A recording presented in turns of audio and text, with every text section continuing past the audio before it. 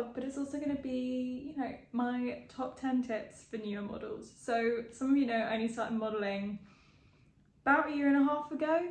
I got my first ever paid job in April of last year, and I figured it was about time that I shared with you my top 10 tips, because I get asked all the time on Instagram, what should I do? Like, so here's my pretty much rundown of the basics. I might miss some stuff because I only do a certain type of modelling, but this is my top 10 tips for newer models. Okay, so I have a couple of things going on today. I'm gonna go and be filler in the background for a shoot, and then I've got a test shoot this afternoon.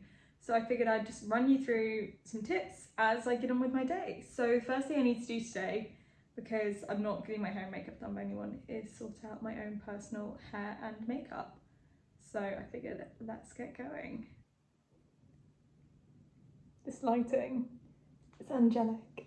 Okay, so tip number one I have, and it kind of goes without saying, but getting good sleep.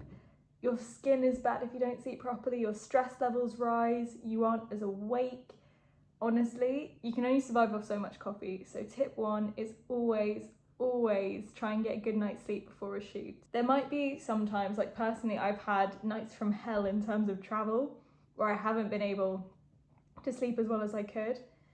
But in all honesty, as long as you prioritise sleep over everything, it will help in all areas of your life, let's be honest. But if you wake up with big bags under your eyes, not fully, you know, cognitively awake, genuinely sleep is your best friend as a model. And lots of models don't get enough, but if you can try and get it wherever you can, just do. I promise you, it's better to miss a night out if you've got a big shoot the next day, because it'll be worth it in the long run, I promise you. Tip number two is always, again, this should just be a daily tip for everyone. However, your skin is your best friend. Your skin is your canvas as a model.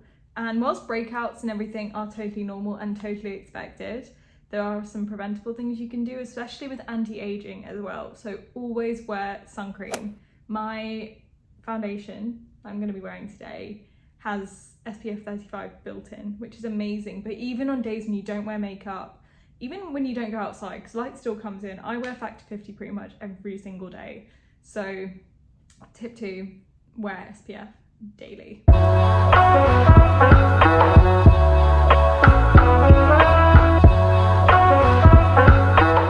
Okay, so tip number three, again, kind of obvious in this day and age, but use your socials wisely. And what I mean by that is, if you do happen to be on a night out before a shoot, don't post about it. Don't post on your stories or your feed about being tired, being hungover before a shoot, because it looks unprofessional. But on the other side of this, you also, a lot of potential clients will look at your Instagram and use it to work out a bit more of who you are, how you're posing. So use your Instagram to your advantage. Definitely don't focus on growth. Don't focus on becoming famous, because the right people will look at your Instagram. You'd rather have 10 quality people looking at your Instagram than 100,000 people who won't better you in your career, if that makes any sense. Well, not even your book, well, use it as a book, that's what I mean. Is use it to promote yourself, use it to work on your skill, like posing skills, use it to work on showing a different side to you that your book doesn't necessarily reflect. So be smart, don't post negative things, and definitely use it to help bolster your career. This isn't actually an official tip, but a lot of shoots you do, there might be makeup artists, there might not be, so not an official tip, but learn how to do makeup. Because I didn't, my makeup skills are pretty terrible, so every time there is a makeup artist, learn something from them, or like ask for product tips. I take photos of like literally every kit I've worked with pretty much. There's always like, I'm always like mental note, or sometimes even take a photo of specific products, because if they work well, you might need them in the future. So definitely do that. Not an official tip, but just something to keep an eye on. May I help you? You okay? What? What?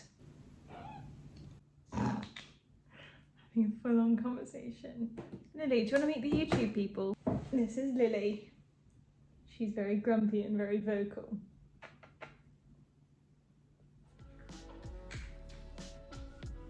Okay, so I'm gonna run out and grab some food, and I just took my hair out and it reminded me of tip 4.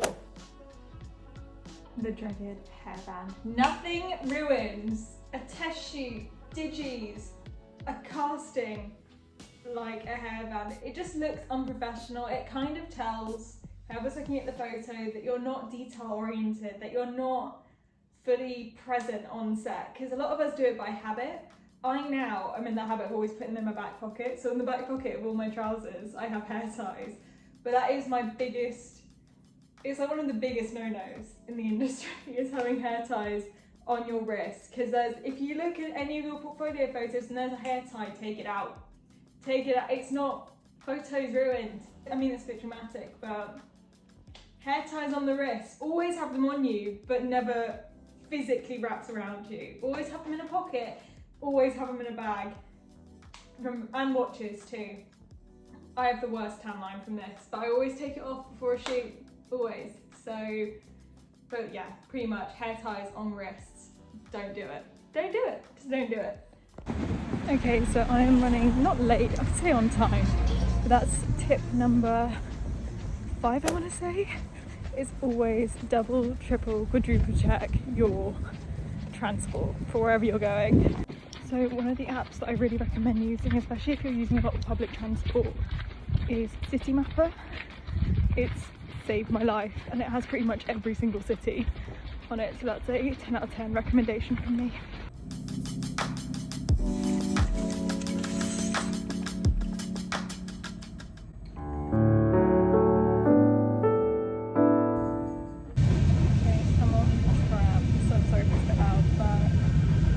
Tip number 6 for sure is to always be prepared. Being a model is like being a Boy Scout, just different equipment lists. I always tend to bring like a vest top with me, like a basic one. I always have a strapless bra, new strapless bra, black bra, t-shirt bra, and seamless undies in black and nude, just to make sure I have them.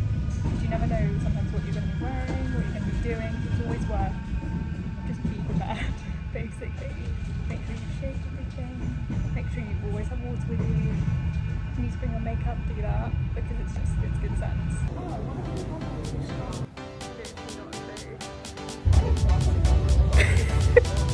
I'll leave it to the book with me.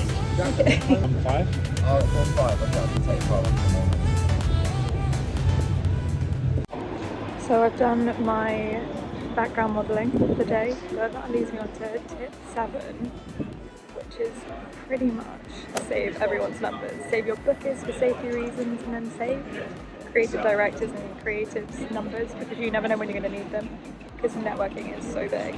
I'm currently doing a little test shoot now in my apartment, so we're doing a bit of a grunge look, and that kind of leads me on to step number 8, which is always get BTS. Like, it's totally worth it. Just prop your phone up in a corner, always ask permission first, just in case what you're doing or wearing needs to be under wraps, and just, you know, make sure everyone else around you is comfortable with being filmed, but definitely always try and get a few behind the scenes shots. Pop your phone up in a corner, film yourself, you can speed it up, you can use it for content. It's genuinely such a lifesaver. Okay, test shoot is done. I've taken the makeup off. But one thing, and I can't show you because unfortunately the shoot was on film, which is always really exciting, and it's always a bit of a challenge as a model because you're used to having like a monitor or a screen to refer to. And that's one of my favourite ways to get BTS, by the way, is like filming the back of a camera. But when it's film, you have no idea, so you just got to trust your instinct, practice your posing, learn your facial expressions. And that brings me on to tip, oh god, I've lost count. I think number 8? Number 8? It's 9, I just checked. Tip number 9 is practice. Genuinely, the only way you are ever going to improve modelling skills is practicing in a mirror, making mood boards, learning which angles you should do, little tips. So for me personally, if I look at a camera lens, I always know to put my chin down just like by a centimetre, because I have a habit of sticking it out. So I know that if I see a camera lens, go down slightly.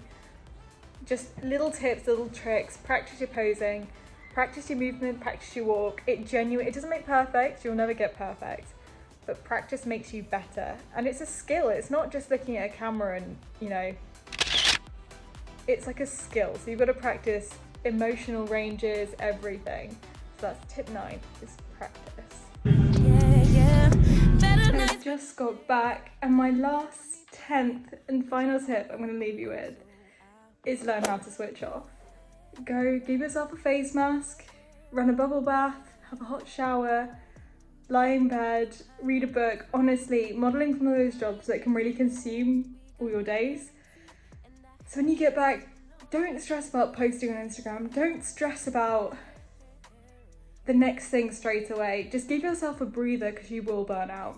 So as much as it's fun having loads of peaks and busy periods in modelling, learn to take the downtime too to rest, recover, just build back up. I hope these 10 tips have been helpful for you today, and I hope you enjoyed this video. Bye. Communication. Tell me where's your location. Used to talk 24/7, every other second, just to make sure we were up to date.